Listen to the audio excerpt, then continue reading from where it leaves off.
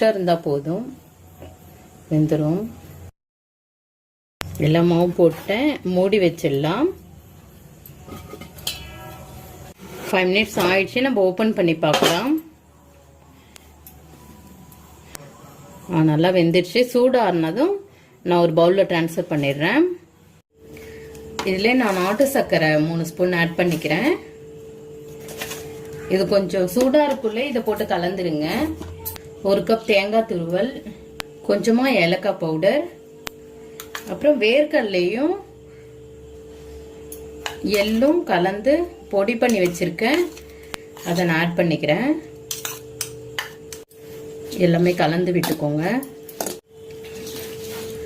நல்லா மிக்ஸ் பண்ணியாச்சு. இதை நம்ம கொழுக்கட்டை பிடிச்சு ஆவியில் வேக வைக்க. நம்ம கேவுர் மாவு போட்டு இந்த மெத்தடில் தாங்க செய்யணும். இந்த பாருங்க கொழுக்கட்டை.